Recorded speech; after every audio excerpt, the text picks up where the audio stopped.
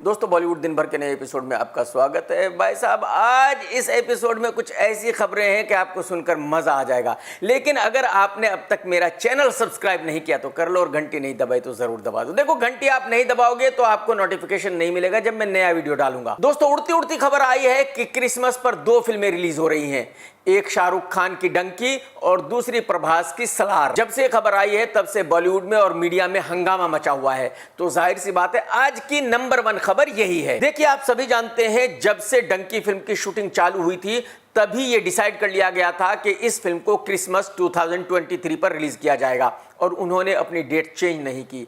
लेकिन सलार के बारे में अलग अलग खबरें आती रही हैं अब तक। इस फिल्म की रिलीज की तारीख अनाउंस हुई थी, फिर चेंज कर दी गई थी, फिर दोबारा रिलीज की तारीख का ऐलान किया गया और फिर चेंज कर दी गई। फिर खबर यह आई कि निर्माताओं ने जब इस फिल्म को देखा तो उनको गश आ गए और उन्होंने डायरेक्टर से कहा कि रीशूट करें। फिर खबर यह आई कि यह फिल्म 2023 में रिलीज नहीं होगी बल्कि 2024 में रिलीज होगी। और फिर कल अचानक से यह खबर आई कि नहीं, यह फिल्म 2023 में ही रिलीज होगी, क्रिसमस पर रिलीज होगी और शाहरुख खान को प्रभास टक्कर देगा। कुछ दिन पहले निर्माताओं ने मीडिया में यह भी खबर दी कि सलार के डिजिटल राइट्स 350 करोड़ रुपए में बिक चुके हैं। तो ये सारे घटनाक्रम को देखते हुए मैं ये कह सकता हूं कि सलार क्रिसमस पर रिलीज नहीं होगी।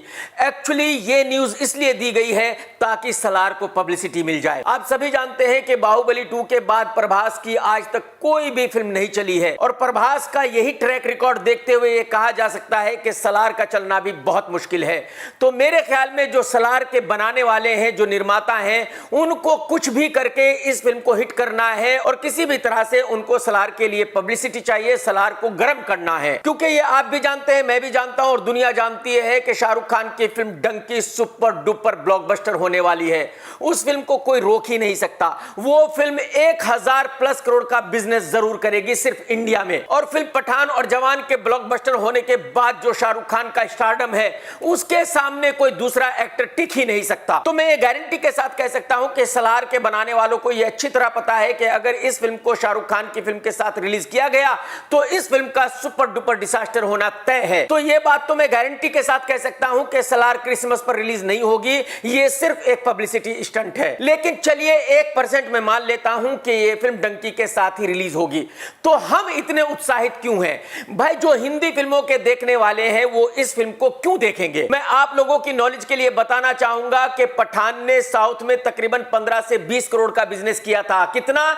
सिर्फ 15 से 20 करोड़ रुपए का बिजनेस किया था। और फिल्म जवान साउथ में लाइफ टाइम बिजनेस करेगी मैक्सिमम 60 करोड़ रुपए का। जबकि इस फिल्म का डायरेक्टर भी साउथ से है, म्यूजिक डायरेक्टर भी साउथ से है और इसमें एक्टर्स भी साउथ इंडस्ट्री से हैं। तो इससे बिल्कुल साफ हो जाता है कि साउथ की पब्लिक बॉलीवुड फिल्में देखना पसंद नहीं करती, उनको बॉलीवुड के एक्टर बहुत ज्यादा पसंद नहीं है। जबकि हिंदी फिल्मों के दर्शक साउथ की फिल्में भी देखते हैं। आप देखिए, बाहुबली 2 ने 500 करोड़ रुपए का बिजनेस किया हिंदी में, KGF 2 ने 500 करोड़ रुपए का बिजनेस किया हिंदी में, पुष्पा ने 100+ करोड़ का बिजनेस किया हिंदी में, RRR ने भी तकरीबन 200 से 250 करोड़ रुपए का बिजनेस किया था हिंदी में। इसका मतलब यह हुआ कि जो हिंदी फिल्मों के दर्शक हैं वो साउथ फिल्मों को भी उसी तरह देखते हैं जैसे कि हिंदी फिल्मों को देखते हैं। तो मेरा आप लोगों से यह पूछना है कि जब साउथ के लोग बॉलीवुड एक्टरों की फिल्में नहीं देखते तो हम इन काले पीले गेंडे जैसे साउथ के एक्टरों की फिल्में क्यों देखते हैं? हमें भी इनकी फिल्में बिल्कुल नहीं देखनी चाहिए। दोस्तों, आज की दूसरी खबर है अक्षय कुमार की फिल्म मिशन रानीगंज के बारे में। इस फिल्म का ट्रेलर रिलीज हो चुका है और बहुत ही बढ़िया ट्रेलर है। इससे पहले इस फिल्म का एक गाना भी रिलीज हुआ था जो बहुत ही अच्छा है। इस फिल्म में अक्षय कुमार एक सरदार बना हुआ है और इसका मतलब यह हुआ कि यह फिल्म नॉर्थ में बहुत बढ़िया बिजनेस करेगी। और वैसे भी एक बहुत इमोशनल कहानी है कि भाई कुछ लोग एक खदान में फंस गए हैं और उनको एक इंजीनियर ने अपनी जान पर खेलकर बचाया है। आप सभी जानते हैं कि अक्षय कुमार की पिछली फिल्म ओ माय गॉड 2 ने बहुत बढ़िया बिजनेस किया है, वो हिट रही है। और मिशन रानीगंज के इमोशन को देखते हुए मैं ये कह सकता हूं कि फिल्म भी बॉक्स ऑफिस पर बढ़िया बिजनेस करेगी। दोस्तों, आज की तीसरी खबर है कल्लू भाई के बारे में। आप सभी को पता है कि इस फ्राइडे को कल्लू भाई की film the great Indian family release हुई थी और उस फिल्म ने जबरदस्त ओपनिंग ली थी। भाई साहब, सारे रिकॉर्ड तोड़ दिए थे। 75 लाख रुपए का बिजनेस किया। पहले दिन भाई साहब हंगामा मचा दिया इस फिल्म ने। चलो खैर, फ्राइडे तो जो हुआ वो हुआ, लेकिन भाई साहब मंडे को इस फिल्म ने बहुत ही हंगामा मचा दिया। मंडे को तो सारे हिंदुस्तान की पब्लिक अपना काम धंधा छोड़कर थिएटर पर पहुंच गई इस फिल्म को देखने के लिए। भाई साहब टिकट ब्लैक में बिक रहा था और कल्लू भाई एनडीटीवी पर बैठ के कह रहे थे कि मेरी फिल्म तो ब्लॉकबस्टर हो चुकी है। और भाई साहब मंडे का बिजनेस कितना हुआ? मंडे का बिजनेस हुआ 25 लाख रुपए। कितने? 25 लाख रुपए। कल्लू भाई दिल्ली एनडीटीवी को इंटरव्यू देने गए थे और उस पे खर्चा हुआ होगा तकरीबन 25 लाख रुपए। भाई साहब वो 25 लाख रुपए भी मंडे को रिकवर नहीं हुए, क्योंकि अगर फिल्म ने 25 लाख रुपए का बिजनेस किया है तो प्रोड्यूसर का शेयर बनता है सिर्फ 10 लाख रुपए।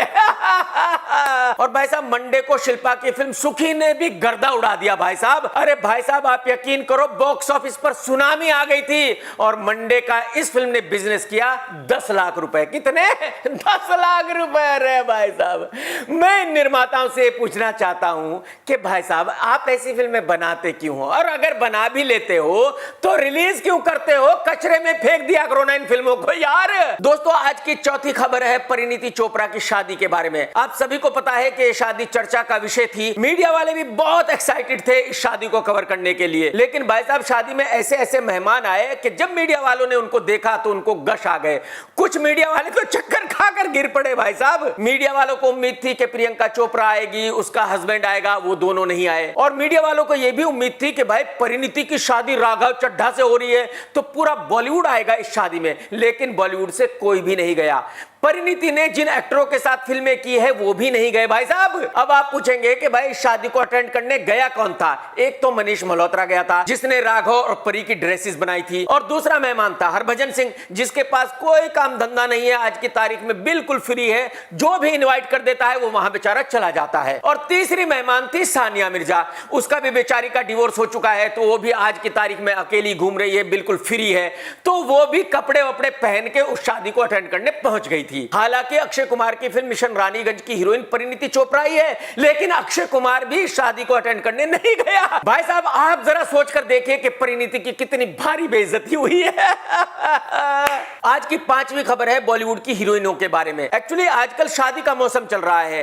कियारा ने भी शादी कर ली सिद्धार्थ मल्होत्रा से, अब कियारा को भी कोई फिल्म मिलेगी नहीं, अगर मिलेगी तो कोई भूली बिसरी एक आध फिल्म मिलेगी। परी ने भी शादी कर ली, इसका मतलब परी का कैरियर हमेशा के लिए बिल्कुल खत्म हो गया, परी को कोई फिल्म नहीं मिलेगी। करीना कपूर तो काफी पहले शादी करके जा चुकी है, कैटरीना भी शादी करके जा चुकी है, दीपिका भी शादी करके जा चुकी है, लेकिन बताया जाता है कि ये ओपन मैरिज है, यानी कि दीपिका भी फ्री है, जो उसकी मर्जी आए वो करे, और रणवीर सिंह भी फ्री है, जो उसकी मर्जी आए वो करे। और यही वजह है कि दीपिका को आज भी फिल्में मिल रही है और दीपिका को फिल्में मिलती रहेंगी। तो अगर इन हीरोइनों को अलग कर दे तो बॉलीवुड में हीरोइन बचती नहीं है। आप मुझे बताइए कि कौन अनन्या पांडे जैसी पनौती हीरोइन के साथ काम करेगा, कौन महाफ्लॉप जानवी कपूर जैसी एक्ट्रेस के साथ काम करेगा? तो कहने का मतलब यह है कि आज की तारीख में बॉलीवुड में बहुत भारी कमी है हीरोइनों की। बॉलीवुड को फौरन ही 5 से 6 बहुत अच्छी हीरोइनें चाहिए, लेकिन प्रॉब्लम यह है कि बॉलीवुड में कोई भी रिस्क लेने के लिए तैयार नहीं है, कोई भी किसी हीरोइन को लॉन्च करने के लिए तैयार नहीं है। हकीकत यह है कि जो बॉलीवुड के टॉप निर्माता है जैसे कि साजिद नडियाडवाला, करण जौहर, आदि चोपड़ा, ये इनकी जिम्मेदारी है कि नई लड़की को लॉन्च करे, लेकिन इनमें से कोई भी नई लड़की को लॉन्च नहीं कर रहा है। तो भाई जब आप नई लड़की लॉन्च ही नहीं करेंगे तो बॉलीवुड को नई हीरोइन कैसे मिलेगी, बॉलीवुड कैसे चलेगा? दोस्तों आज की छठी खबर यह है कि परिणीति चोपड़ा की शादी पर खर्चा कितना हुआ। देखिए आप सभी जानते हैं कि परी का हस्बैंड एक पॉलिटिशियन है राघव चड्ढा, और कोई भी पॉलिटिशियन जब इलेक्शन लड़ने के लिए पर्चा भरता है तो वहां डिक्लेरेशन देना पड़ता है कि उसके पास कितना माल है। राघव चड्ढा ने जब पर्चा भरा था तो उसने बताया था कि उसके पास सिर्फ 60-70 लाख की प्रॉपर्टी है, बाकी कुछ भी नहीं है, एकदम कंगाल है। लेकिन जो परी और राघव की शादी हुई उसमें भाई साहब खर्चा हुआ है तकरीबन 5 से 6 करोड़ रुपए। तो अब पब्लिक ये पूछ रही है राघव चड्ढा साहब से कि भाई साहब अगर आपके पास इतने पैसे थे ही नहीं तो ये पैसे कहां से आए जो शादी पे खर्च किए गए? अगर आपने कोई करप्शन नहीं किया तो आपके पास ये दौलत कहां से आई जो शादी पर उड़ाई गई? और पब्लिक को मेरा एक सीधा सा जवाब ये है कि भाई साहब अगर राघव चड्ढा के पास माल नहीं होता तो परी उससे शादी क्यों करती? कोई भी हीरोइन किसी लुक्खे से शादी बिल्कुल नहीं करती। जो हीरोइन है वो उसी उसी आदमी से शादी करती है जो मल्टी मिलियनर होता है। तो पहले परी ने राघव से दोस्ती की, फिर मंगनी की और फिर शादी की। यानी कि परी ने यह बिल्कुल कंफर्म कर लिया था कि राघव चड्ढा के पास मोटा माल है, करोड़ों करोड़ों पड़े हुए हैं, तभी परी ने राघव चड्ढा से शादी की है। अब राघव ने यह माल कहां से कमाया, कैसे कमाया, या तो ईडी बता सकती है या तो इनकम टैक्स डिपार्टमेंट बता सकता है। दोस्तों आज की 7th खबर है एक नई फिल्म के बारे में जिसका नाम है आई किल्ड बापू। सुना जा रहा है कि फिल्म बहुत ही अच्छी बनी है और इस फिल्म में बड़े अच्छे तरीके से दिखाया गया है कि बापू महात्मा गांधी का मर्डर क्यों हुआ था। यह फिल्म 29 सितंबर को रिलीज होगी ZEE5 पे, तो आप अपने घर पर बैठकर आराम से फ्री में इस फिल्म को देख सकते हैं और मेरे ख्याल में आपको देखनी भी चाहिए क्योंकि आपको पता होना चाहिए कि बापू महात्मा गांधी का मर्डर क्यों किया था और किसने किया था। दोस्तों आज की 8वीं खबर है मालेगांव के सुपरस्टार कैटरीना कैफ के हस्बैंड कल्लू भाई के बारे में। कल्लू भाई का मैं एक इंटरव्यू देख रहा था NDTV पे, वहां कल्लू भाई ये कह रहे थे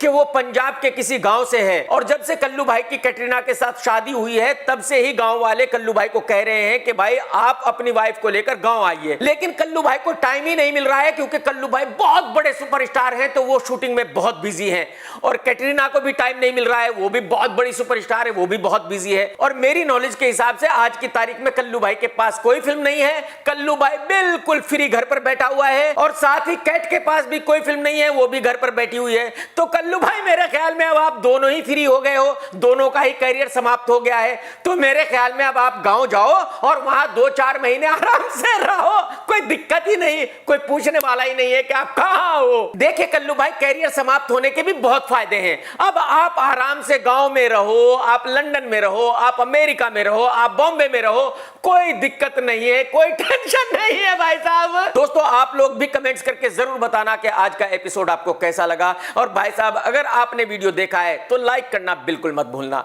टेक केयर दोस्तों, tata bye bye, love you. सत्यमेव जयते।